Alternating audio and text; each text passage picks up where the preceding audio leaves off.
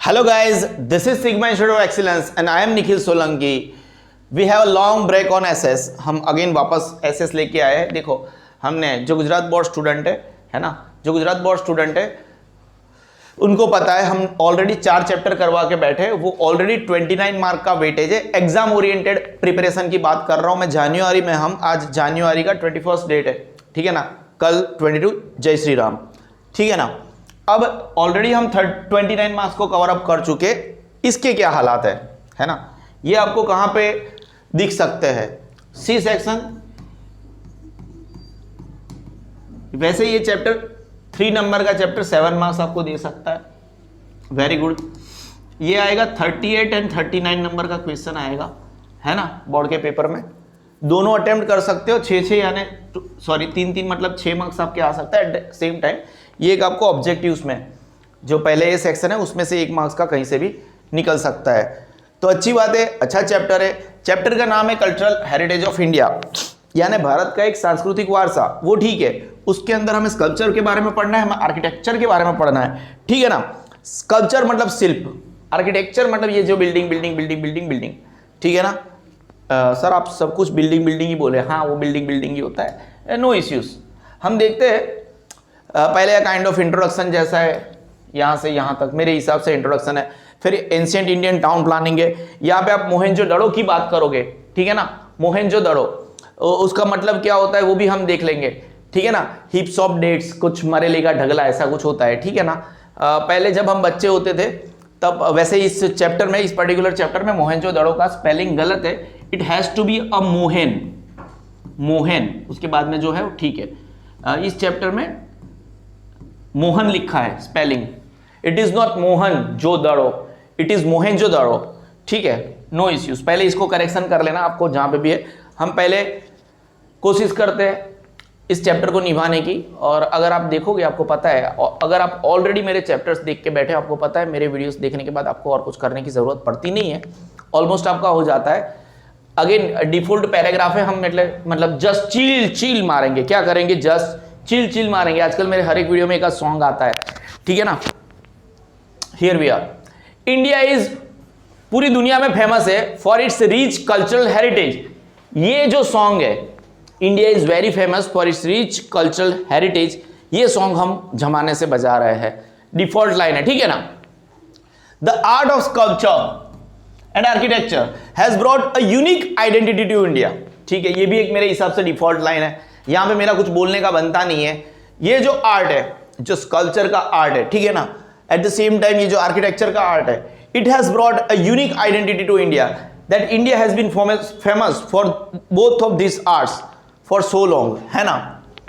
Now जब Indus valley civilisation हमें मिला, जिन्होंने ढूंढा था, जिनको मिला था, एक बंगाली साहब थे, उनको मिला था। एक मेरे हिसाब से अकॉर्डिंग, अगर मैं सरनेम के हिसाब से जाऊँ तो वो बंगाली थे, और अगर सरनेम के हिसाब से जाऊँ तो वो दूसरे साहब सिंधी थे।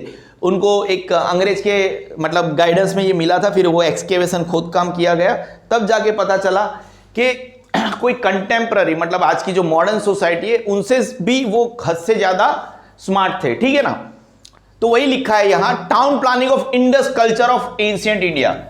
देखो ये इंडस वैली सिविलाइजेशन मतलब क्या, इंडस इज अ रिवर, वो मैं पहले ही बता चुका हूं, लेकिन अगर कोई नए बच्चे हैं हमारे उनको मैं बता दूं, ठीक है ना, that Indus is a river, Indus valley civilisation मतलब सिंधु खिंडी संस्कृति।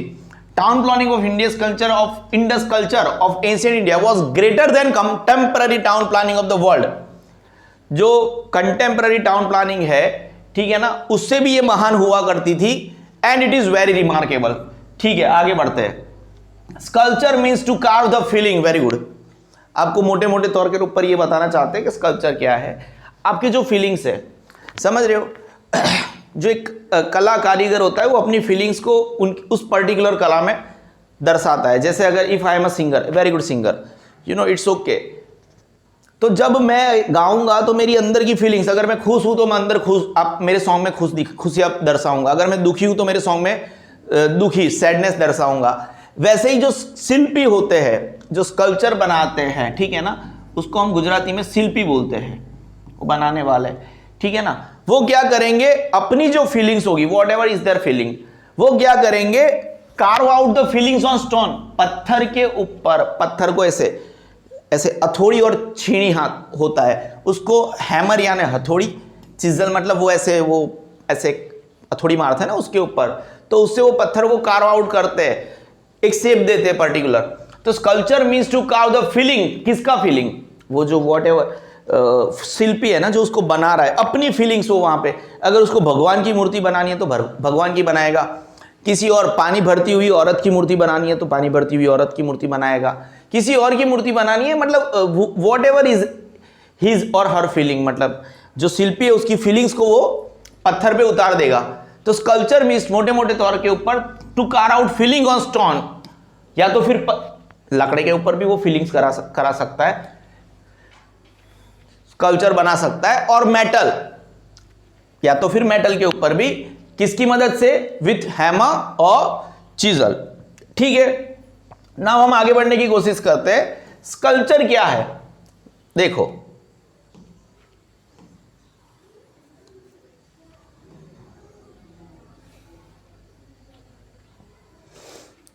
क्यों गायब हो गया,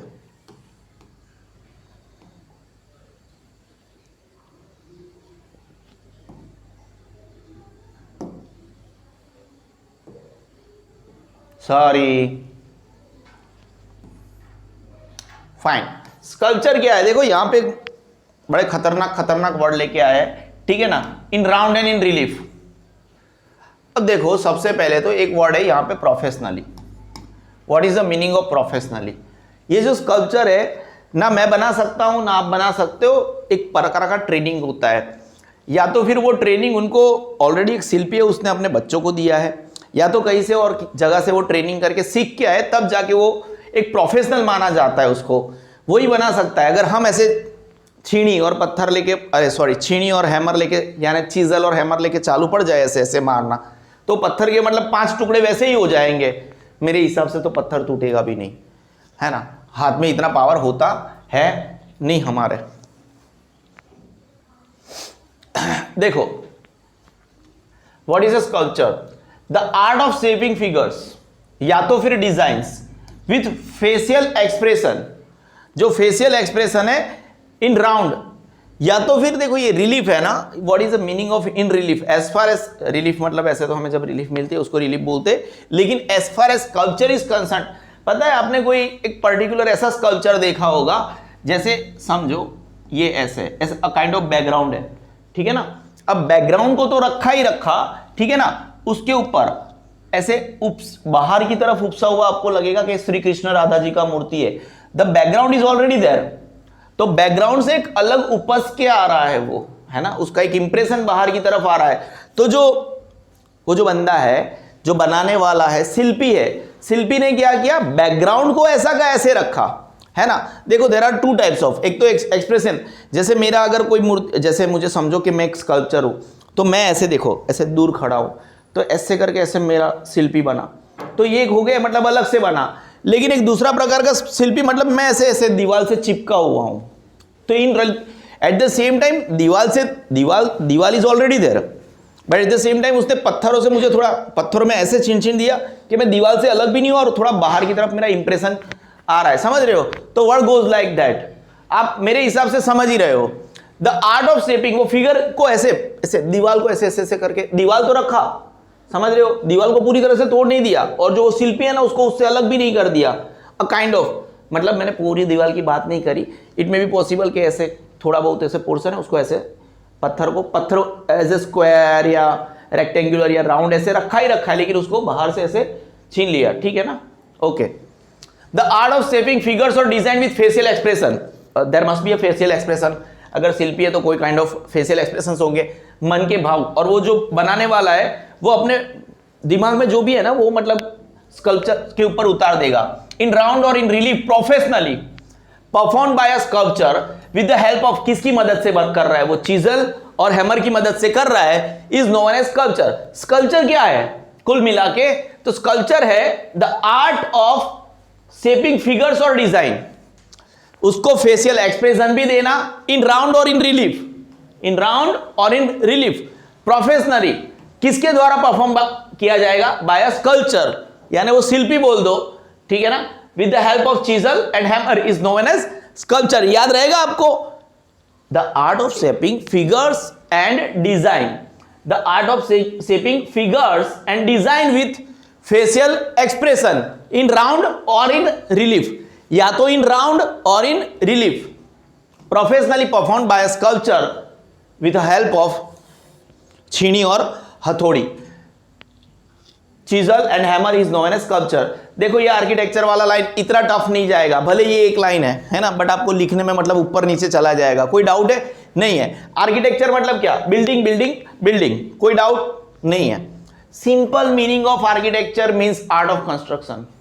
आर्किटेक्चर का सिंपल मीनिंग देखने जाओ, आर्ट ऑफ कंस्ट्रक्शन, कंस्ट्रक्ट करने की कला। अरे सर ये तो कोई भी कर सकता है। हाँ तो फिर मतलब अच्छी अच्छी बिल्डिंग बनाना मतलब आसान होता, हम भी बना लेते, हम भी एक कॉन्ट्रैक्टर हो जाते, है ना, बिल्डर हो जाते। इतना आसान नहीं है बेटा। The word vastu is use for architecture in Sanskrit language. याद रख लेना, शायद एमसीक्यू में निकल जाए, सेक्शन में कहीं से भी निकल जाए। आर्किटेक्चर के लिए कौन सा वर्ड यूज किया जाता है? The word vastu is use for architecture in Sanskrit language, है ना, उर्दू लैंग्वेज नहीं, संस्कृत लैंग्वेज में आर्किटेक्चर के लिए वास्तु नामक वर्ड यूज होता है and it is very much renowned. और ये जो वास्तु वर्ड है मतलब हद से ज्यादा जाना माना वर्ड है। और इसी रेफरेंस में बात करें, in this reference art of constructing buildings, building बनाना, घर बनाना, आपको पता है ना आर्किटेक्चर में ये सब आता है। Town, wells, forts, minarets, temples, mosque, tombs is called architecture. मतलब ये सब जो बिल्डर बनाता है उसी को हम क्या बोलेंगे? Architecture. Skill of architecture is seen in the art of his architecture, no issues. Skill of architect, जो आर्किटेक्चर जो है उसकी कला दिखती है बनाने में, बिल्डिंग बनाने में, है ना। देखो स्कल्पचर, क्योंकि ये चैप्टर का मेन नाम ही है भारतनो सांस्कृतिक वारसो, उसके अंदर हम ये दोनों चीज पढ़ रहे हैं, पर्टिकुलरली इस चैप्टर में स्कल्पचर और आर्किटेक्चर के बारे में। तो उन दोनों की डेफिनेशन तो आपको पढ़नी ही पड़ेगी। The art of shaping figure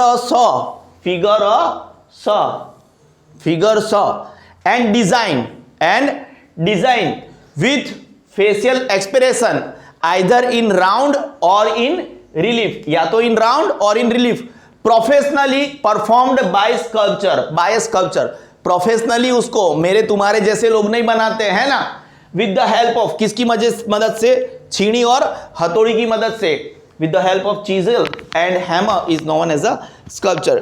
ठीक है, फिर simple meaning of architecture means art of construction. Simple meaning of architecture क्या है? Art of construction. आर्किटेक्चर का सिंपल मीनिंग है आर्ट ऑफ कंस्ट्रक्शन, समझ रहे हो? The word vastu is use for architecture. Architecture के लिए वास्तु नामक वर्ड यूज होता है, कौन सी लैंग्वेज में? संस्कृत लैंग्वेज में, and it is very much renowned. अब आप इसके रेफरेंस की बात कर रहे हो। In this reference art of constructing building, houses, towns, wells, forts, minarets, temples, mosque, tombs is called architecture. Skill of architect is seen in the art of his architecture. ठीक है, इसको याद रखने की जरूरत नहीं है, मतलब कोई नेमोनिक्स बनाने की जरूरत नहीं है। आप ऐसे ही 4, 5, 6, 7 नाम लिख सकते हो, है ना। Buildings, houses, towns, wells, forts, minarets, मंदिर, मस्जिद। कोई डाउट है? नहीं है। जितना याद आए, कुछ मतलब धाड़ नहीं मारनी, आपको ये वाला पोर्शन याद रखना है। देखो एशियंट इंडियन टाउन प्लानिंग की अगर बात करें, ये क्वेश्चन आता है IMP, ancient Indian town planning, तो यहां पे आपको मोटे मोटे तौर के ऊपर क्या याद रखना है? देखो पहले के जमाने में राजा लोग थे, है ना, रूलर्स थे, तो उनके घर है ना फोर्ट, मतलब ऐसे ऊपर आए थे। कहां पे आए थे? देखो कहां पे बना सकता हूं मैं, थोड़ा बहुत ऐसे इधर बना लेते हैं। कहां पे बना लेते हैं? वैसे आप कहीं भी गांव में जाओगे ना तो भी आपको पता चलेगा कि what I am trying to say. अपने गांव में जाना, देखना वहां पे पुराना ऐसे कोई, मतलब ऐसे कोई पर्वत काइंड ऑफ थिंग होगा। ये पर्वत है बेटा, कैसा है? पर्वत मतलब ऐसा पर्वत है, इससे आड़ा पर्वत है। यहाँ पे राजा महाराजा का ऐसा कुछ किला वैसा होगा, फोर्ट होगा, ऊपर की तरफ राजा महाराजा लेते थे, है ना। राजा महाराजा कहाँ रहते थे?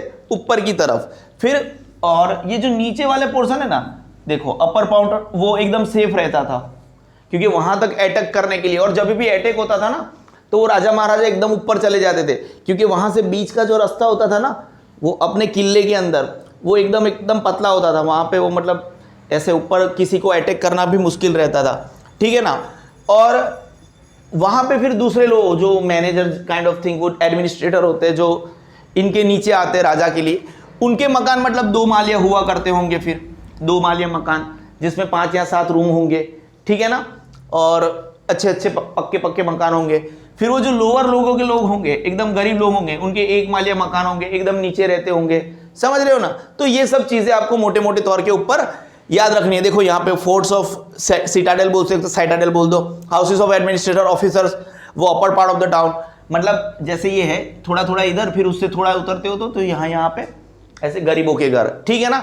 एंशिएंट इंडियन टाउन प्लानिंग, ये है actually town planning of Mohenjodaro. मैंने बोला ना मोहनजोदड़ो नहीं है, इट इज मोहनजोदड़ो, मोहनजोदड़ो नहीं है ये। देखो यार गजब का टाउन प्लानिंग हुआ करता था इनका, ठीक है ना।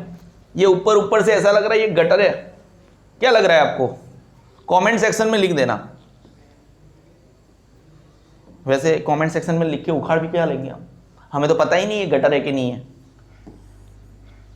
रिसर्च करवाते हैं, वहां पे जाते हैं, रिसर्च करके देख के आएंगे, फोटो को ध्यान से रख देना। हाँ गूगल मैप पे ऐसे जूम कर करके देख सकते हैं, जोरदार काम काज है। एंशिएंट इंडियन टाउन प्लानिंग, है ना। India has acquired expertise in the field of town planning. यार गजब है, लिखना पड़ता है, बाकी नहीं बोल सकते। इंडिया हैज अक्वायर्ड एक्सपर्टीज, अभी हमने ना थोड़ा मतलब पीछे चले गए पिछले 60-70 सालों में। बाकी अगर टाउन प्लानिंग की बात करें, पहले तो ये जो चैप्टर आप पढ़ रहे हो, what is the meaning of town planning, है ना, मोटे मोटे तौर के ऊपर मैं आपको बताता हूं टाउन प्लानिंग। देखो कोई भी टाउन विकसित होता है ना, ऐसे ऐसे एक सेंटर है, बराबर है।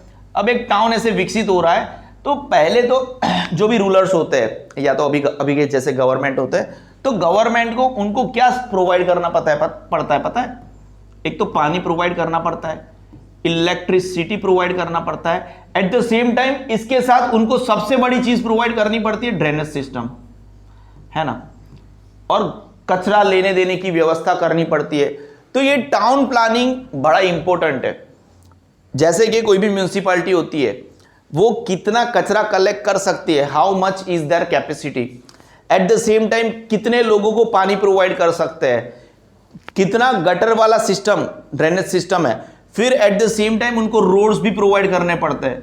आप देखो जितने भी जो शहरे है, कोई भी पर्टिकुलर म्यूनिसिपैलिटी है, वो अपनी हद तक अच्छे रोड बनाती है, उसके बाहर उनकी औकात नहीं होती है। फिर कभी कभी ये जो ड्रेनेज सिस्टम है उनकी हद में आते हैं, टैक्स लेते हैं, फिर भी वो लोग ड्रेनेज सिस्टम प्रॉपर नहीं बना पाते, वो खाड़ कुआं से चलता है। धीरे धीरे वो पूरी जो गटर व्यवस्था है उसको म्यूनिसिपैलिटी की गटर व्यवस्था से जोड़ते हैं। तो टाउन प्लानिंग बड़ा गजब का होता है ना। और ये स्कीम पड़ती रहती है कि टाउन प्लानिंग में ये एरिया इंक्लूड हुआ, लेकिन उसको फिर इंप्लीमेंट होते होते 5 साल हो जाते हैं। मैंने बहुत बड़ी बात कर दी, मुझे नहीं पता आपको पता चला कि नहीं चला, क्योंकि हद से ज़्यादा बड़ी बात कर दी। पता चला मैंने क्या बोला? टाउन प्लानिंग नहीं पता चला, ठीक है।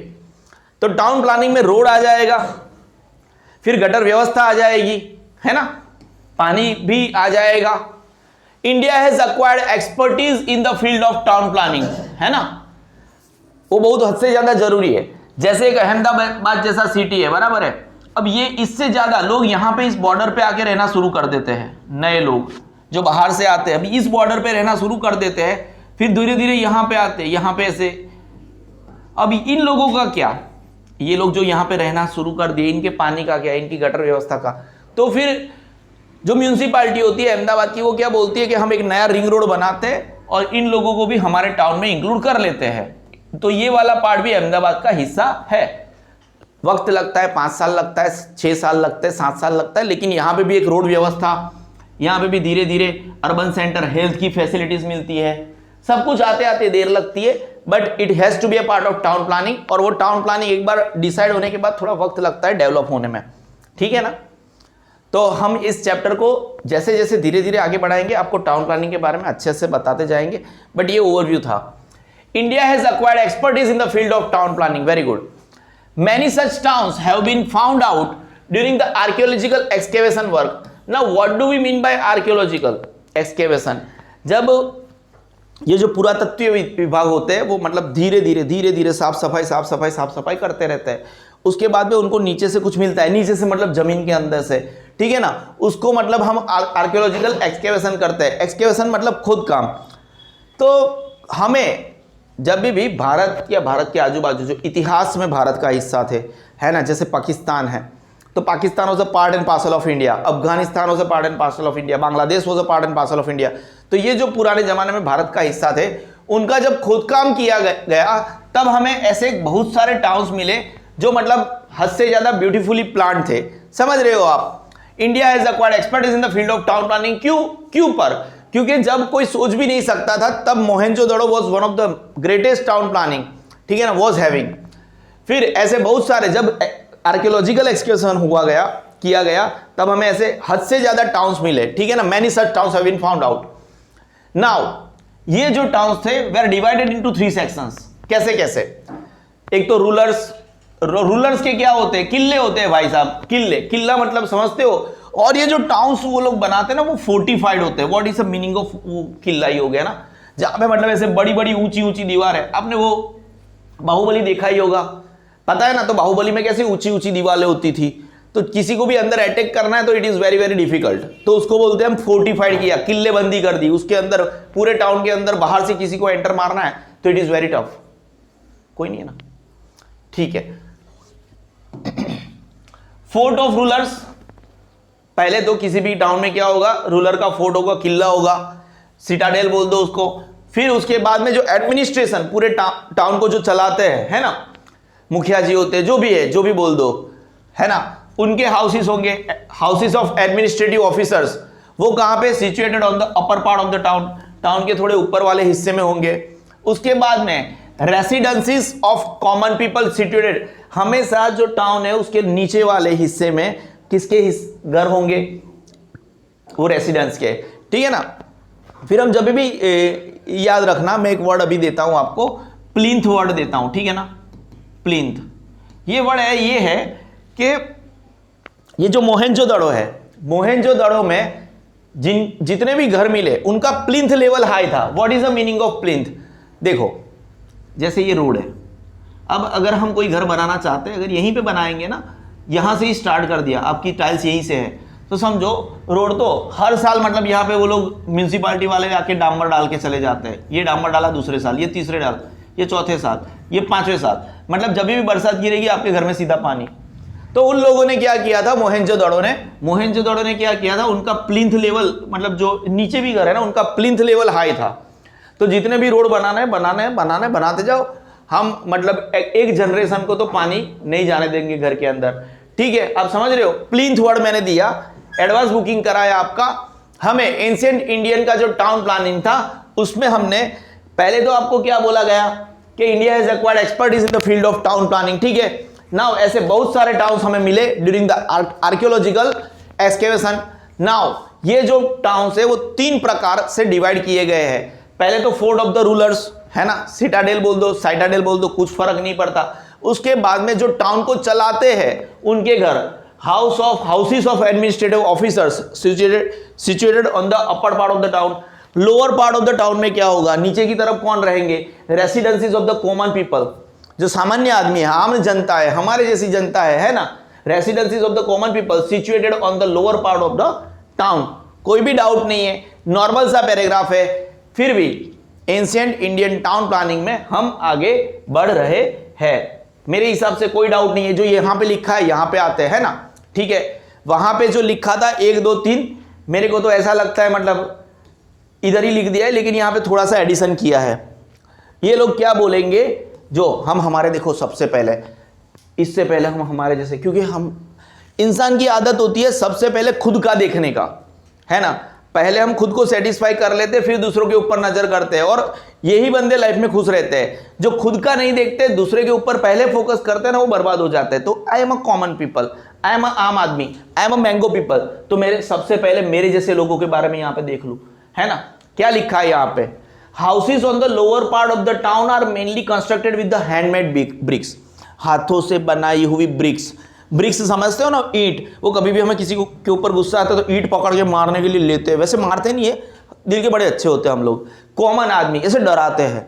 ये जो रूलर्स होते हैं ना, वो मतलब ऐसे तीर निकाल देते हैं, मतलब समझ रहे हो। हमारा तो क्या होता है, हमारे हाथ में, हमारे घर में तो मतलब ईटा होता है, मतलब ऐसे थोड़ी ना तीरा होता है, समझ रहे हो। हम ईटा वाले लोग हैं, तो हम बेचारे निकाल भी खा सकते हैं, ऐसे चप्पू थोड़ी निकालेंगे, है ना। सब्जी भी ऐसे हाथ से काटते हैं, समझ रहे हो। ऐसे कॉमन लोग, आम आदमी, मैंगो पीपल, समझ रहे हो ना। और बटाके को तो काटते भी नहीं है, ऐसे पूरा का पूरा बाप देते, समझ रहे हो, पूरा का पूरा सब्जी में डाल देते। हम क्या, कॉमन पीपल, आम आदमी। अब समझ रहे हो हमारे घर कैसे रहते थे। Houses on the lower part of the town are mainly constructed with the handmade bricks. हमारे घर कैसे बनाए गए हैं, हाथों वाली, ऐसे हाथों से बनाई हुई ब्रिक्स से, समझ रहे हो। कोई डाउट है क्या। हम कैसा आदमी, कॉमन पीपल, आम आदमी, ठीक है ना। देखो अभी अमीर लोगों की बात करते हैं, है ना। किसकी बात करते हैं, फोर्स फॉर रूलर्स, राजा महाराजों के घर कैसे बनाए होंगे। Were constructed on the upper part of the town, हमें बताया नहीं कैसे बनाया, पर कच्चे मकान थोड़ी होंगे, है ना। बरसात गिरेगी, मिट्टी भी हमारा राजा के साथ नीचे आ जाएगी, ऐसे लसर के, मिट्टी से थोड़ी बनाए होंगे, है ना। बरसात के साथ मतलब पूरा ऐसे लसर के आ जाएगा। ना पक्के बनाए होंगे भाई साहब। कैसे बनाए होंगे, पक्के। तो ये जो रूलर्स है, forts of for rulers were constructed on the upper part of the town, ऊपर का लाइन पूरा चिपका दिया है नीचे, ठीक है ना। दूसरा वाला line, upper part of the town is safe and protected with houses having 2 to 5 rooms. जो upper part of the town है ना, upper part of the town, वो मतलब ऐसे टाउन है। तो ऊपर वाला जो टाउन एरिया होता है, क्योंकि सबसे पहला अगर कोई बाहर से कोई प्रदेश वाले लोग हमें अटैक करते हैं, पड़ोसी, ये पहले के ज़माने की बात है। अगर हमारे ऊपर कोई अटैक होता है तो सबसे पहले किसके ऊपर होगा, वो बेचारे गरीब, हमारे जैसे कॉमन मैन, गरीब लोगों को पहले पीसा जाएगा। हम मरेंगे पहले तो हम ऐसे भाला लेके खड़े रहेंगे, आजा हमारा राजा को मारना आया, हम साला तुमको छोड़ेंगे नहीं, ऐसे करके हम भले मर जाएंगे। समझ रहे हो आप लोग, है ना। कोई डाउट है का, नहीं है। ऐसे सोचो मत ज़्यादा। तो पहले हम मरेंगे, उसके बाद में हमारा राजा मरेगा, समझ रहे हो आप, क्योंकि हम थोड़े इमोशनल लोग होते हैं, है ना। Upper part of the town is safe and protected with houses having 2 or 5 rooms, कोई डाउट नहीं है। फिर हम, ये हमारे घर कैसे बने हुए हैं, ऐसे हैंडमेड ब्रिक से बने हुए हैं। कैसे बने हुए हैं, हैंडमेड ब्रिक से बने हुए हैं। देखो कहाँ पढ़े हम लोग, कहाँ पढ़े, देखो ऐसे कहाँ पढ़े। India has acquired expertise in the field of town planning, और हम बड़े महान लोग हैं, ठीक है। Many such towns have been found out during the archaeological excavation work. उसके बाद में the towns were divided into 3 parts. सबसे पहले तो वो किले बड़े बड़े लोगों के, है ना, जिसको आप सिटाडेल भी बोल सकते हो, ठीक है ना, जिसको आप फोर्स ऑफ द रूलर्स बोलते हो।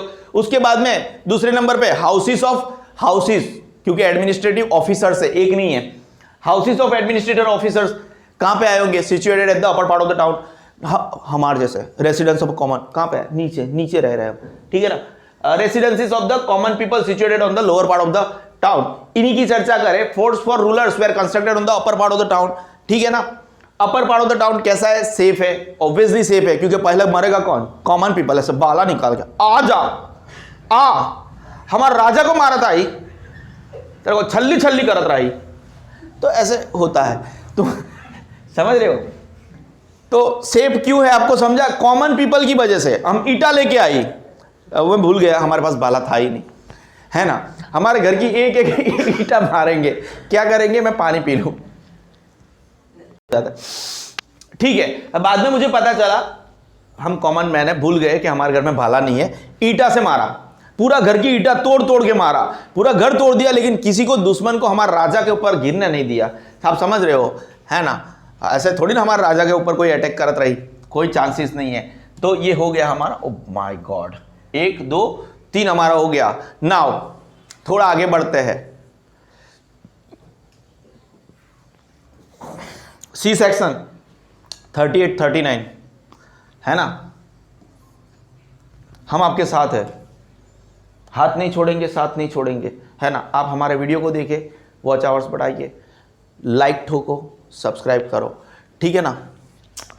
हाथ नहीं छोड़ेंगे, साथ नहीं छोड़ेंगे। People of Indus Valley civilization has developed many more beautiful and systematic towns than many other civilization of the world from the architectural point of view. ये जो इंडस वैली सिविलाइजेशन के बारे में थोड़ी बड़ाइयां कर लेते हैं, ठीक है ना, है ना। क्यों? क्योंकि उन्होंने झंडे गाड़े थे, कायदे से झंडे गाड़े थे। People of Indus Valley civilization has developed many more beautiful and systematic towns. उन्होंने हद से ज्यादा सुंदर और सिस्टमेटिक, देखो सुंदर एक अलग बात है, वो तो नजरों की बात है। एक बंदे के लिए कुछ चीज ब्यूटीफुल है तो दूसरे के लिए वो ब्यूटीफुल नहीं है। इट मे बी पॉसिबल कि उसको अगली लगे। Beautiful is a sense of, मतलब माइंड की बात है, बात खत्म।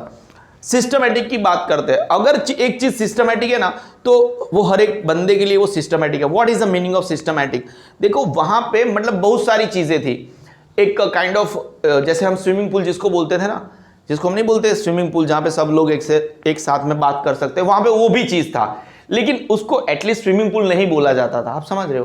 क्योंकि वहां पे common may be possible religious बात लेते थे, एनीथिंग लाइक दैट करते होंगे, बहुत कुछ चीजें था, ड्रेनेज सिस्टम था, हम काहे बोले, मतलब सब कुछ था। मतलब Indus valley civilisation has developed many more beautiful and systematic. I need systematic word. कैसा सिस्टमैटिक? सिस्टमैटिक मतलब जैसे अभी हम टॉयलेट जाते हैं, ऐसे ही टॉयलेट जाने के बाद ऐसे फ्लश करते तो पानी निकल जाता है, पूरा सिस्टम। तो वहां पे ड्रेनेज सिस्टम था मेरे भाई। क्या था? ड्रेनेज सिस्टम था, सब कुछ सिस्टमैटिक था, ठीक है ना। Then many other civilisation of the world from the architectural point of view. अगर एज फार एज आप आर्किटेक्चरल पॉइंट ऑफ व्यू की बात करें ना, तो उस टाइम पे भी पूरी दुनिया में बहुत सारी सिविलाइजेशन थी। What is the meaning of civilisation? संस्कृति। जैसे अभी हम भारतीय संस्कृति, एक पाकिस्तानी संस्कृति, एक बांग्लादेशी संस्कृति, एक चाइनीज की अलग से संस्कृति है, ठीक है ना, समझ रहे हो। तो ये जब संस्कृतियां है तो उस जमाने में भी पूरी दुनिया में अलग अलग देश में अलग अलग जगह पे अलग अलग संस्कृतियां व्यापी हुई थी, फैली हुई थी। उसमें भी सबसे ज्यादा ब्यूटीफुल और सिस्टमेटिक कोई संस्कृति थी तो वो थी इंडस वैली सिविलाइजेशन की। तो people of Indus valley civilisation has developed. ये किसने डेवलप किया था? People, common people, my kind of people. I was also there, Indus Valley civilization. You know, I was not teacher by then. वहाँ पे मैं मजदूरी करता था, ईटा, ठीक है ना। People of Indus Valley civilization has developed many more beautiful and systematic towns than many other civilization of the world from the architecture point of view. Now, among all of them, Harappan संस्कृति and Mohenjo-daro. It is a E. I will not repeat the thing. Mohenjo-daro. You know, I think इसका एक picture भी आया था शायद ऋतिक रोशन का, वो tiding tiding tiding tiding, ठीक है। Mohenjo-daro had the best town planning. Can we move on? Yep, by and large. अच्छा, मैंने बोला था, क्या बोला था? एक बैनर्जी साहब थे। कौन थे? बैनर्जी साहब। बेसिकली बैनर्जी सरनेम बंगाली को बिलोंग करती है और साहनी सरनेम सिंधी को बिलोंग करती है, ठीक है ना। तो अगर वैसे we are not over here to, मतलब ऐसे कास्टिज्म काइंड ऑफ दैट, मतलब याद रखने के लिए कि एक बंगाली साहब थे और एक सिंधी साहब थे। उनको कैसे मिला और कहां मिला? In 1922 archaeologist, S at least archaeologist 2 थे, एटलीस्ट 3 तो पता नहीं, नेम्ड रखलदास बैनर्जी। रखलदास बैनर्जी बोल दो, राखालदास बैनर्जी बोल दो, है ना। अभी उसको घर में कैसे, जैसे अभी देखो ये रामू लिखा है हमने, रामू, ये मेरे हिसाब से रामू है। अभी वो जिसको बुला रहे हैं वो बोलते हैं रमू है, नॉनसेंस। तो इट प्रोनाउंसिएशन में जिसके नाम है उसके घर में उसको कैसे बुलाते हैं वो हमें नहीं पता है। ये रमू भी है, रामू भी है, इट डिपेंड्स, नॉनसेंस, ठीक है। तो ज्यादा सोचने का नहीं। रखलदास बैनर्जी एंड दयाराम साहनी, किन्होंने ये पूरा का पूरा जो मोहेंजोदड़ो था, ऋतिक रोशन टिडिंग टिडिंग, किसको मिला? रखलदास बैनर्जी 1922 में मिला। एग्जैक्टली आज से 102 साल पहले, एग्जैक्टली आज से 102 साल पहले 1922 में मोहेंजोदड़ो कैसे मिला, किसको मिला? रखलदास बैनर्जी एंड दूसरे वाला बंदा दयाराम साहनी। कौन? Dayaram Sahni. Found out remains of huge town planning. ऐसे मतलब ऐसे ही गए, फुटबॉल खेल रहे होंगे, बंगाली साहब है ना, ऐसे लाट मारी तो नीचे से पूरा टाउन निकला। ऐसे नहीं होता भाई, इट इज आर्कियोलॉजिकल सर्वे होता है, इसे पीछी मार मार के धीरे धीरे धीरे धीरे धीरे धीरे कामकाज कर रहे थे, नीचे से पूरा का पूरा उनको टाउन मिल गया। क्या मिल गया? टाउन मिल गया। During excavation work which was being carried out under the guidance of Sir John Marshall and Colonel Meek। अब क्या हो गया, जब एक्सकेवेशन खोदकाम हो रहा था, क्योंकि आप भूल रहे हो we have been under the rule of British, we have been under the rule of British, तो एक्सकेवेशन वर्क हुआ under the guidance of sir John Marshall and colonel Meek, colonel Meek बोल दो, जैसे जो भी बोलना है ना। कहां पे? In Larkana district. अब कहां पे आया है? Now in Pakistan. कहां पे आया है? Now in Pakistan of Mohenjodaro. Mohenjodaro means the heap of date, the dates, उसका मतलब होता है मरे हुए लोगों का डगला। हम वापस रिपीट करते हैं इसको, मोहेंजोदड़ो, उसके बारे में ही हमें पढ़ना है, उसके बारे में जो शायद 5 पॉइंट है वो हमें पढ़ना है, हम पढ़ के ही जाएंगे आज का वीडियो। मोहेंजोदड़ो ये हमें कब मिला? In 1922 archaeologist named Rakhaldas Banerjee and Dayaram Sahni, है ना, found out remains of huge town, found out remains of huge town planning, है ना। Now during excavation work which was being carried out under the guidance of Sir John Marshall and Colonel Meek in Larkhand district of Mohenjo-daro, है ना। ये इन लोगों को कब मिला? जब एक एक्सकेवेशन काम हो रहा था, है ना, किसके अंडर में? सर जॉन मार्शल और कर्नल मीक। कहां पे? लारखंड डिस्ट्रिक्ट के अंदर। अभी आज की तारीख में ये सब पाकिस्तान में आया है, पहले भी वही का हिस्सा था, लेकिन अभी एक वो देसी अलग हो गया है। ये 1922 में पाकिस्तान जैसी कोई चीज अस्तित्व में नहीं थी। Mohenjodaro means the heap of dates. मेरे हिसाब से मोहेंजोदड़ो के बारे में आपको 2-4 लाइन जो लिखनी है पहले स्टार्टिंग में, वो हो गई 1922 में, आज से एग्जैक्टली 102 साल पहले। रखलदास बैनर्जी आर्कियोलॉजिस्ट था वो भी, एंड जो दयाराम साहनी है वो भी एक आर्कियोलॉजिस्ट थे, ठीक है ना। इन लोगों को एक रिमेन्स, मतलब जो अवशेष बोल सकते हो आप, क्या बोल सकते हो? अवशेष। उनको मिला remains of huge town planning. Now during the excavation work, खोदकाम के दौरान, और ये जो खोदकाम था which was being carried out under guidance of, खुद खोदने नहीं बैठे थे, है ना। ये बड़े लोग होते हैं, ये थोड़ी ना खोदने बैठेंगे, ये सिर्फ गाइड कर रहे, ऐसे नहीं, शांति से करो, ओ तुम थोड़ा स्पीड से करो। ये इन लोगों का गाइडेंस ऐसा होता है। एक बंदा शांति से कर रहा है, ऐसे धीरे धीरे धीरे, तू थोड़ा स्पीड कर भाई। एक बंदा मतलब ऐसे स्पीड से कर, शांति। इनको गाइडेंस बोलते हैं, समझ रहे हो? गाइडेंस देने वाले मतलब खतरनाक होते हैं। Sir John Marshall and colonel Meek, उनको खुद को नहीं पता होता है क्या हो रहा है। In Larkana districts now in Pakistan of Mohenjodaro. ठीक है, हम आगे बढ़ते हैं। Mohenjodaro means the heap of the dates, ठीक है ना। कंस्ट्रक्शन ऑफ टाउन कैसे हुआ था, ये पोर्शन हमें कवर करना है, घंटे के ऊपर जाए। यप, कंस्ट्रक्शन ऑफ टाउन, हम मोहेंजोदड़ो की बात कर रहे हैं, ठीक है ना। म्यूनिसिपैलिटी कंपोजिशन, देखो हर एक लाइन इंपॉर्टेंट है, और जब तक मेरी बात है मैं टू द पॉइंट रहता हूं, हर एक चीज आपको पढ़ा के जाऊंगा। कैसे? From the point of view of town planning. अगर आप टाउन प्लानिंग की बात करें, पॉइंट ऑफ व्यू ऑफ, ये पॉइंट ऑफ व्यू, और आपकी जनरेशन को नाम बताओ, पीओवी। इंस्टाग्राम पे हर एक जगह पे यही होता है, पीओवी, एकदम इसको बोलते हैं point of view. I hope आज ही नहीं पता होगा, आपको क्या सिखाने का। तो from the point of view of town planning, है ना, कैसे?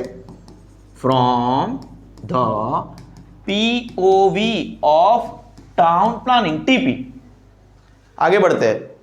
मोहेंजोदड़ो is the best, default line है।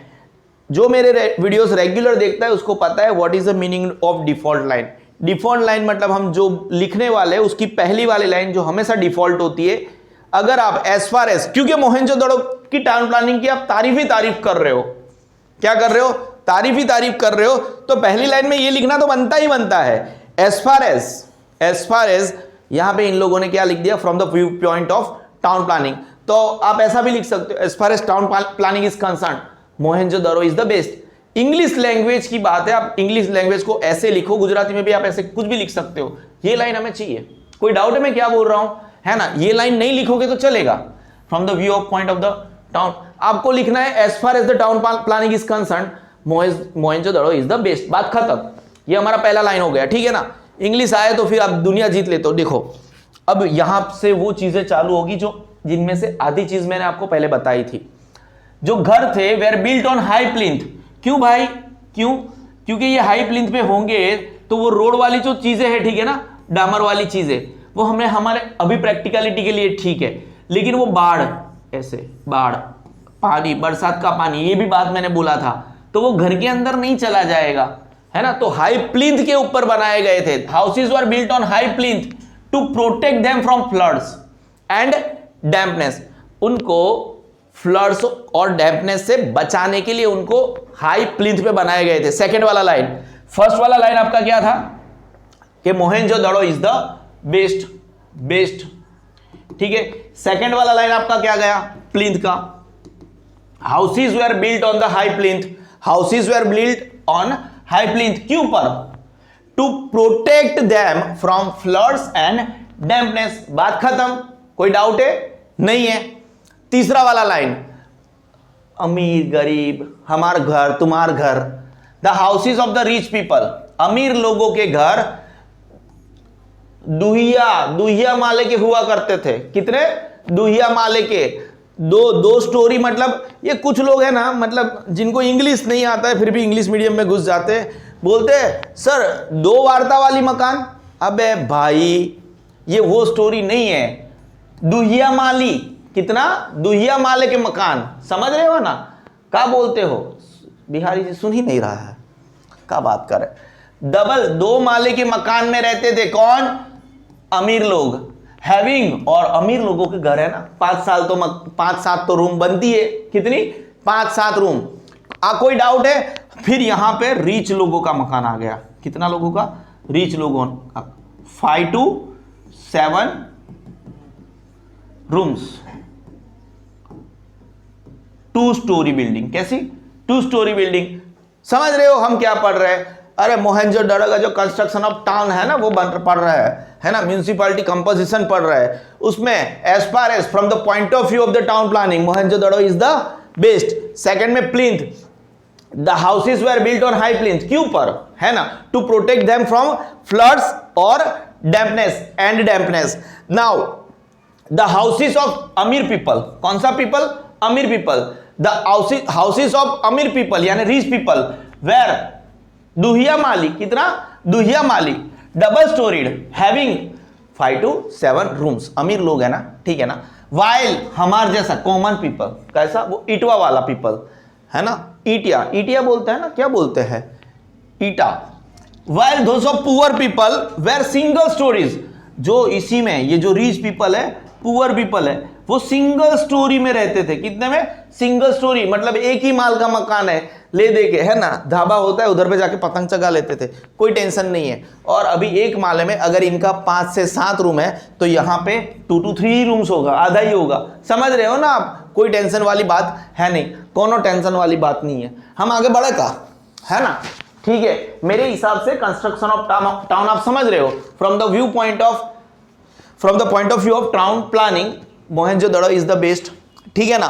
फिर आपने क्या किया था? Houses were built on high plinth, ऊंची प्लिंथ के ऊपर बनाए गए थे। क्यों? To protect them from floods and dampness. फिर the houses of the rich people were दुहिया माली, were double storeyed having 5 to 7 rooms, while those of हमारे जैसा poor people were single storeys having 2 to 3 rooms. Now ये सब हो गया, basic बातें हो गई। अब पूरे टाउन की बात करते हैं। किसकी बात करते हैं? टाउन। ये तो जो टाउन था ना, उसकी किल्लेबंदी की गई थी। Town was fortified. कैसा? फोर्टिफाइड वर्ड मैंने इसी लेक्चर में पहले ही बताया। What is the meaning of fortified? किल्लेबंदी की गई, यानी कि कोई अटैक ना कर सके। यहां से चौथा वाला पॉइंट, चौथी वाली लाइन, फोर्टिफाइड, जो टाउन वॉज फोर्टिफाइड। नाउ ये जो घर के दरवाजे थे, the main entrance of the, बीच में टाउन को लाके फिर घर के अंदर घुस गए ये लोग, है ना। इनको ऐसे लिखना नहीं आता है, नॉनसेंस। ऐसे मतलब ये बीच में ऐसे कैसे घुसा सकते हैं? पहले घर में घुसे हो तो फिर घर में रहो ना, nonsense. The main entrance of the houses opened on the side lands, ठीक है ना। ये आखिरी में लिखते तो अच्छा रहता। ये मतलब क्या बोलना चाहते? हम पिक्चर दूर के, and not on the main road. जैसे ये हमारा घर है, ये देखो, ये मेन रोड है, ठीक है ना, और इधर पे ऐसे घर ऐसे हुआ करते थे, ऐसे ये एक घर, दो घर, तीन घर, तो बीच में ऐसे इनके दरवाजे, मेन जो डोर था, तो ऐसे इधर से दरवाजे खुलते थे, फिर इधर से इधर आके वो लोग मेन रोड पे आते थे सीधा ऐसे। आप देखो ना, तो कोई घर का मतलब ऐसे मेन दरवाजा ऐसे मेन रोड के ऊपर नहीं खुलता था, इधर ही ऐसे करके मेन रोड के ऊपर दरवाजा, वो बच्चा दौड़ते दौड़ते बाहर आ गया, ठीक है ना। और एरोप्लेन, उसको एरोप्लेन नहीं था रे, है ना, आपको कहा लगा एरोप्लेन उसको उड़ा के लेके जाएगा, नहीं। क्या बोलना चाहते हैं, the main entrance of the house is open on the side lands, वो साइड लैंड्स के ऊपर, ये ऐसे लैंड भी आपको दौड़ के बताया, and not on the main roads, मतलब कुछ भी बोलते हो, ठीक है ना। तो ये जो फोर्टिफाइड है, गलती से बीच में आया आखिरी में डाल देना, ठीक है, मेरे हिसाब से मत चलना, बुक के हिसाब से चलना। उसके बाद में जो मेन एंट्रेंस है ना, वो वाला पॉइंट है, कौन से वाला पॉइंट है, मेन एंट्रेंस, जो main entrance of the house is were open on the side lands, ऐसे बाजू वाली लाइन पे खुलता था, मेन रेड पे नहीं खुलता था, नहीं तो वो लड़के बाहर ऐसे दौड़ते दौड़ते आते, वो प्लेन ऐसे ऐसे टेक ऑफ करने वाला होता है, उसके व्हील में ऐसे भरा जाता, फिर उड़ जाता। आप समझ रहे हो, कोई डाउट नहीं है भाई, आप समझ रहे हो हमारे लाइन। हम आगे बढ़ते हैं, मैं आता हूं वापस। रिमेन्स ऑफ स्टोर, अबे यार ये तो बहुत खतरनाक बात बोल दी इन लोगों ने, इन लोगों के घर के अंदर, ये देखो वापस मैंने बोला ना, ये पूरे टाउन के ऊपर क्यों घुस गया बीच में, अभी घर में ही है, कहां पे, घर में है ना। देखो रिमेन्स ऑफ स्टोर हाउस, अब ये मोहनजोदड़ो वाले लोग इतने खतरनाक थे, उनके घर में स्टोर हाउस हुआ करता था, नॉनसेंस। किचन भी हुआ करता था, आज की तारीख में काफी सारे लोगों के घर में किचन नहीं होता है ना, बेचारा ले दे के एक ही रूम में रहता है, वहीं पे किचन होता है, सब कुछ, बाथरूम भी हुआ, ले गजब बात है भाई।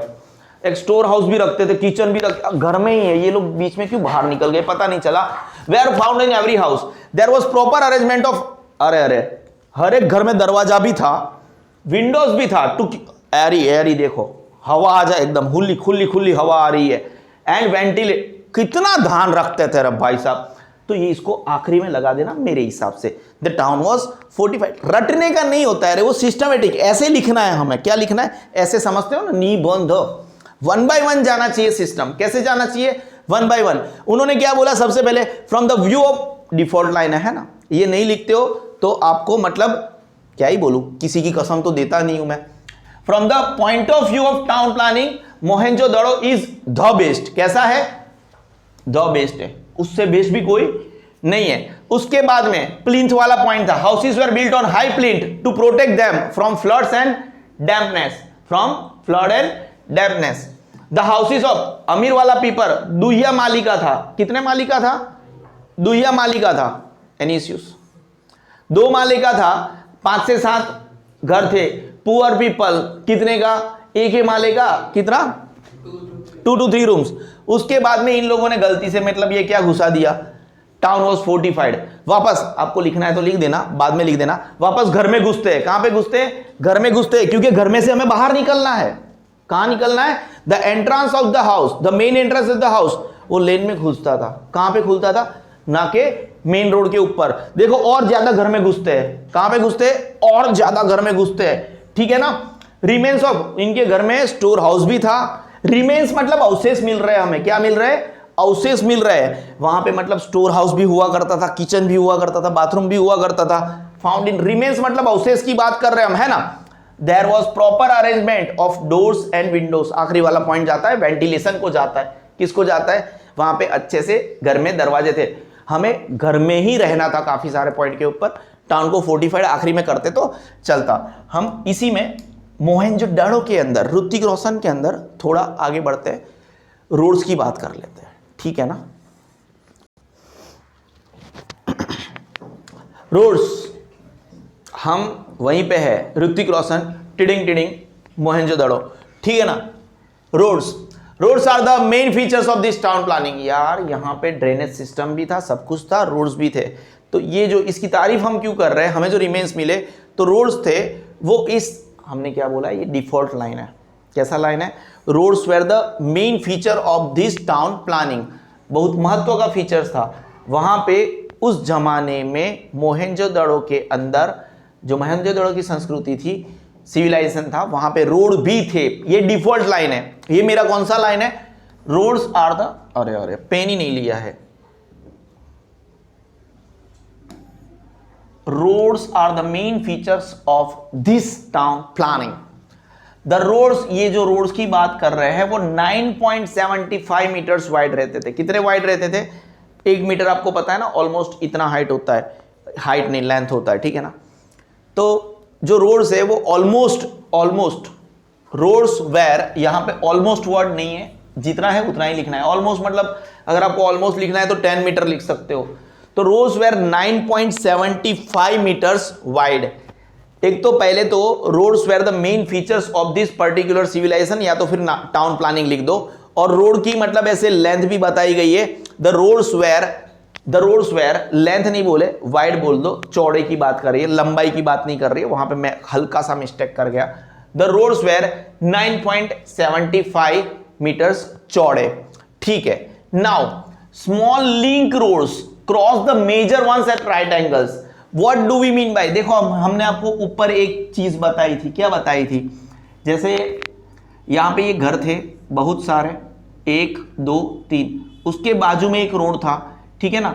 वो यहां से मेन रोड को यहां से 90 डिग्री पे, ये इसको लिंक रोड बोल दो, क्या बोल दो? लिंक रोड बोल दो। यहां से ये मेन वाले रोड से ज्वाइंट होता है तो वो 90 डिग्री पे ज्वाइन होगा। कैसे होगा? 90 डिग्री पे ज्वाइन होगा। तो छोटे छोटे link roads cross the major ones at right angles. जो मेजर रोड्स थे तो लिंक रोड मेजर रोड को 90 डिग्री पे काटेंगे। कहां पे? राइट एंगल, मतलब आपको पता ही है ना, 10th स्टैंडर्ड में पढ़ते हो, ऐसे क्रॉस करते हो उसको 90 डिग्री बोलते हैं, राइट एंगल बोलते हैं। तो 3 लाइन हो गई, roads were the main features of this particular town planning, ठीक है ना। रोड कितने वाइड थे? The roads were 9.75 metres wide. उसके बाद में small link roads cross the major ones at right angles. 3 line हो गई आपकी। और ये रोड्स कितने थे? 9.75 मतलब चौड़े ही हुए।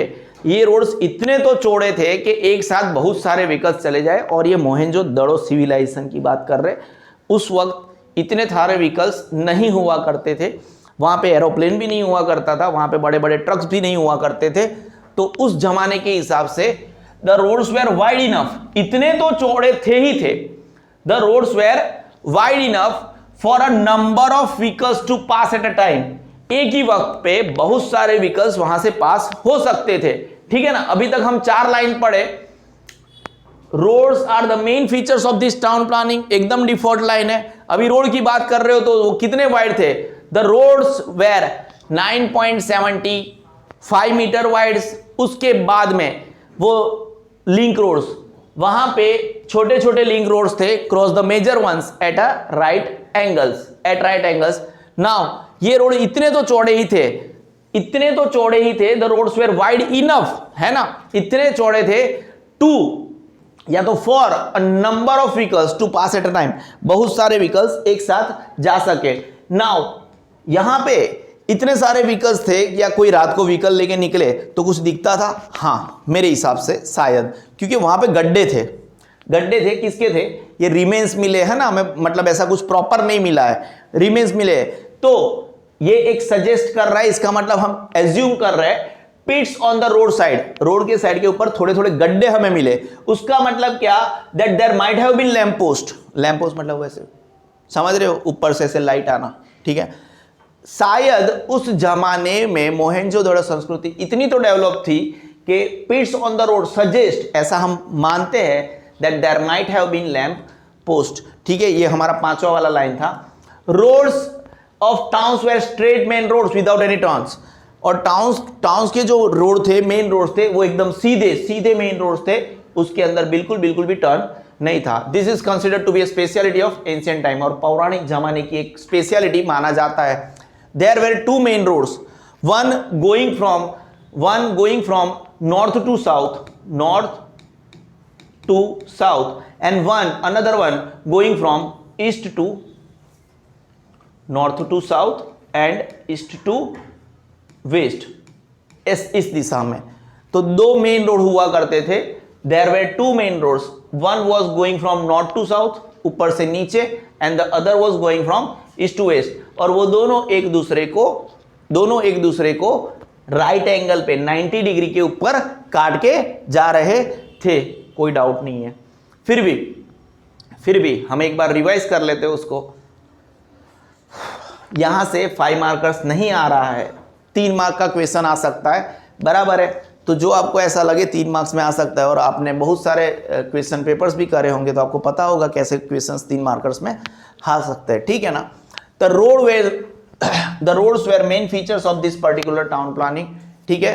ये जो रोड्स थे, the roads were 9.75 metres wide हुआ करते थे, वहां पे स्मॉल लिंक रोड्स थे, cross the major ones at right angle, the roads were wide enough, इतने तो चौड़े थे for a number of vehicles to pass at a time.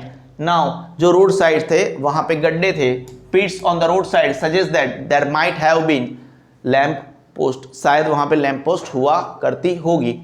Roads of town were straight main roads without any turns, जो roads of town, जो town के roads थे, were straight main roads, एकदम सीधे मेन रोड्स हुआ करते थे, जहां पे कोई भी दूर दूर तक कोई टर्न नहीं हुआ करता था। This is considered to be the speciality of ancient time, पौराणिक जमाने की ये स्पेशलिटी हुआ करती थी। There were 2 main roads, one going from north to south and east to west, और वो दोनों एक दूसरे को 90 डिग्री पे काटते थे। ड्रेनेज सिस्टम, नाउ देखो, अगर ड्रेनेज सिस्टम की बात कर रहे हैं तो हमने यहां पे खाड़ कुएं वर्ड की बात करी थी। किसकी बात कर रही थी?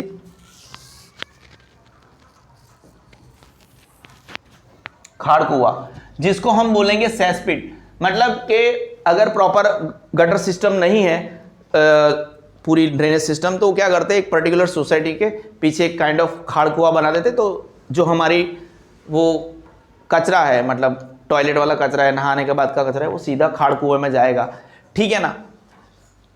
तो यहाँ पे ड्रेनेज सिस्टम, और उस जमाने में, एंशिएंट जमाने में, ऐसी ड्रेनेज सिस्टम मात्र और मात्र एक जगह पे हुआ करती थी, in the island of Crete in the Mediterranean sea. Mediterranean sea के अंदर आइलैंड ऑफ क्रीट है, वहां पे एक ऐसी सिस्टम हुआ करती थी, और एल्स कहीं और जगह पे ड्रेनेज सिस्टम नहीं हुआ करती थी। ड्रेनेज सिस्टम मतलब मेरी भाषा में बोला जाओ तो गटर व्यवस्था। कौन सी व्यवस्था? गटर व्यवस्था। और अगर गटर व्यवस्था थी तो मोहेंजोदड़ो संस्कृति के लोग अपनी हेल्थ को लेके, अपनी हाइजीन को लेके बड़े एकदम सचेत थे। दे वर केयरफुल अबाउट द सेम। तो मोटे मोटे तौर के ऊपर हमने ये बात करी। पहले वाला लाइन आएगा आपका default line, there is drainage system is a unique feature of this town planning. क्या ये यूनिक मतलब एकदम डिफॉल्ट लाइन नहीं है? आपको पहला वाला लाइन जब भी किसी के बारे में लिख रहे हो एसएस में, पहले वाला लाइन क्या है? एक जगह पे मेन फीचर बोल दिया, यहां पे यूनिक फीचर बोल दिया, कोई फर्क नहीं पड़ता है, ठीक है ना। पहले वाला लाइन एकदम डिफॉल्ट है, drainage system is a unique feature of this particular town planning. Now such a drainage system was found nowhere. ऐसी गटर व्यवस्था आपको कहीं पे भी एंशिएंट जमाने में नहीं मिली, एक जगह पे मिली। कहां पे? In the island of Crete in the Mediterranean sea. आपको ये मेडिटेरियन समुद्र में ये ऐसी पर्टिकुलर ड्रेनेज सिस्टम मिल गई। उसके अलावा ये ऐसी गटर व्यवस्था, मोहेंजोदड़ो वाली गटर व्यवस्था वो हमें कहीं पे भी नहीं मिली। टिडिंग ऋतिक रोशन, कोई डाउट है? नहीं है। This system was built to drain dirty water out of the town. और ये जो ड्रेनेज सिस्टम थी वो क्यों थी? वो जो मैंने बोला ना, टट्टी मतलब हम जब नहाने जाते हैं, टट्टी जाते हैं, उसके बाद में जो पानी है वो कहाँ पे जाना चाहिए? बाहर निकलना चाहिए, हमारे घर के आगे थोड़ी ना होना चाहिए, ठीक है ना। This system was to drain, लेके निकलना गंदा वाला पानी out from the town. Now each and every house had a cesspit. हर एक घर के पास सेसपिट था, खाड़ कुआं था। ये महान बात हो गई भाई साहब। मतलब this planned systematic and efficient drainage system clearly proves that. पहली बात, ये वाला लाइन आपको लिखना है और लिखना है। वैसे इसके सभी लाइन लिखने 3 मार्क में अगर आ जाए तो, वैसे 3 मार्क के अंदर नहीं आएगा। दिस प्लान्ड एकदम सिस्टमेटिक और एफिशिएंट, मतलब लायक थी, वो एकदम एफिशिएंट थी। Drainage system clearly proves that वो लोग very careful about their health and hygiene. ये तो मैंने पहले ही बता दिया। हम मॉडर्न जमाने के लोग हमारी हेल्थ और हाइजीन के लिए अगर फिर भी केयर नहीं करते, लेकिन वो लोग तो फिर भी केयर करते थे। वहां पे मैं बता दूं, मोहेंजोदड़ो उसके जमाने में एक भी पानी पूरी का थैला नहीं मिला है, समझ रहे हो? वो वहां पे एक भी पानी पूरी के उधर पे बोर्ड पे ऐसा नहीं लिखा है कि हाइजीनिक पानी पूरी, समझ रहे हो? तो वो अपनी हेल्थ और हाइजीन के लिए मतलब बड़े बड़े ही पहले से केयरफुल थे, कोई डाउट है आपको? बिल्कुल भी नहीं है। ड्रेनेज सिस्टम मिला था वहां पे, हाँ सुलभ शौचालय नहीं मिला था हमें, ठीक है ना। Drainage system is a unique feature of this town planning, ये टाउन प्लानिंग का सबसे यूनिक फीचर था, कोई डाउट है? नहीं है। और ऐसी ड्रेनेज सिस्टम आपको कहीं पे नहीं मिली दुनिया में, एक जगह पे मिल गई, आइलैंड ऑफ क्रीट के वहां पे मिल गई, जो कि खुद मेडिटेरियन सी के अंदर आया है। Such drainage system was found nowhere, कहीं भी नहीं मिली except in the island of Crete in the Mediterranean sea. This system was built to drain, अभी ये सिस्टम का काम क्या है वो लिखा है, गटर का पानी बाहर निकालना है, nonsense. This system was built to drain dirty water out from the town, ठीक है ना, ये वाली सिस्टम की बात कर रहे हैं। नाउ हम क्या बात कर रहे हैं, हम तो आते हैं हमारे टिडिंग ऋतिक रोशन। हर एक ऋतिक रोशन क्यों? क्योंकि उन्होंने मोहनजोदड़ो नामक पिक्चर किया था, ठीक है ना। वैसे उस पिक्चर में दिखाया नहीं गया है उनको टट्टी जाते हुए। Each and every house had a cess piece, ये आपने कभी गौर किया? ये हमारे राजू श्रीवास्तव ने हमें बताया था, कॉमेडी सर के साथ आता, तो बोला आपने कभी देखा कभी भी ये हीरो हीरोइन से पिक्चर में कभी भी टॉयलेट जाते? कभी नहीं आया। गजब काम का जो भाई, nonsense. Each and every house had a cesspit. This planned systematic and efficient drainage system clearly proves that they were very careful about their health and hygiene as well. They didn't eat पानी पूरी, कोई doubt है? Hygienic पानी पूरी। या हम आगे बढ़ते हैं। पब्लिक बाथ्स, वेरी गुड, तगड़ा काम काज हो रहा है।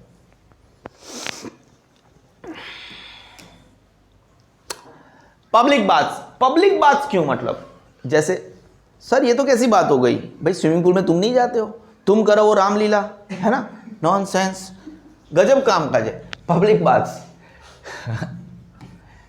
कोई डाउट नहीं है। तो वहां पे जब मोहनजोदड़ो, ऋतिक रोशन टिडिंग जब उसका खोदकाम हो रहा था, क्या हो रहा था? खोदकाम हो रहा था एक्सकेवेशन के वक्त के दौरान, वहां से मतलब बहुत बड़ा स्विमिंग पूल मिला हमार भाषा में। कौन सी भाषा में? हमार भाषा में। हमें बहुत बड़ा ह्यूज बाथ मिला। क्या मिला? बहुत बड़ा, excavated at Mohenjodaro. There was an arrangement to put fresh water in, ये जो मतलब बड़ा स्विमिंग पूल था उसके अंदर क्लोरीन वाला नहीं लिखा है, ऐसा क्लोरीन वाला पानी नहीं लिखा है, नॉनसेंस, वो साइंस में मत घुसो please. There was an arrangement to put fresh water in, ये स्विमिंग पूल के अंदर हमार भाषा में फ्रेश वाटर अंदर जाने का एक सिस्टम था, एंड डर्टी वाटर आउट, गंदा पानी बाहर निकलना, जो नहाने के बाद ऐसे उस टाइम पे भी ऐसे लाइफ बॉय है जहाँ तंदुरुस्ती है वहाँ वो साबुन लेके नहा रहे थे तो गंदा पानी निकल रहा था, उसके लिए भी एक रास्ता था, ठीक है ना। There might have been facility for hot water, अभी ये देखो ये लोग ऐसे एजम्पशंस लगा रहे हैं, माइट हैव बीन, शायद ऐसा भी हो सकता है कि वहां पे गर्म पानी के लिए भी कोई व्यवस्था हो, और small rooms for changing the, अब आपको ये बता रहे हैं शायद स्विमिंग पूल था ये, आप समझ रहे हो, मुद्दे पे आओ, कोई डाउट है? नहीं है। शायद अंदर गर्म पानी डालने का भी कोई व्यवस्था है और कपड़े बदलने के लिए चेंजिंग रूम भी है, ठीक है ना। मेरे हिसाब से स्विमिंग कॉस्ट्यूम भी होगा उस टाइम पे, ठीक है ना। दिस पब्लिक बाथ्स माइट, वापस माइट आया, वापस पॉसिबिलिटीज की बात कर रहे हैं।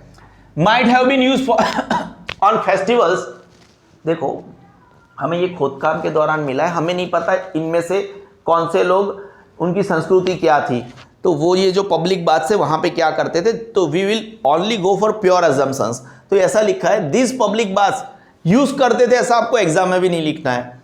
This public baths might have been used, या तो फिर फेस्टिवल के दौरान या तो फिर रिलीजियस सेरेमनी के दौरान, सब शायद ऐसे डुबकी मार के बाहर आते होंगे। A kind of public bath का क्या होता है, समझ रहे हो ना, कोई डाउट नहीं है। Public baths, a huge bath was except, देखो यहां पे आपको ऐसा नहीं लिखना है that public bath was a unique feature of this particular Mohenjodaro civilisation, यहां पे नहीं लिखना है बेटा, ये यूनिक फीचर नहीं था, स्विमिंग पूल नहीं है बेटा, नॉनसेंस। अ ह्यूज बाथ आपको ऐसा लिखना है कि एक्सकेवेटेड, ये भी एक डिफॉल्ट लाइन है लेकिन हर जगह पे मतलब थोड़ा सिस्टमेटिक सोच पोच के, है ना। A huge bath was excavated at Mohenjodaro, there was an arrangement to put, एकदम फ्रेश वाटर अंदर जाने का सिस्टम था, डर्टी वाटर बाहर आने का सिस्टम था। There might have been facility, गर्म पानी अंदर जाए ऐसा भी कुछ फैसिलिटी होता रहेगा, ठीक है ना, और कपड़े बदलने के लिए छोटे छोटे रूम भी हुआ करते थे, ऐसा।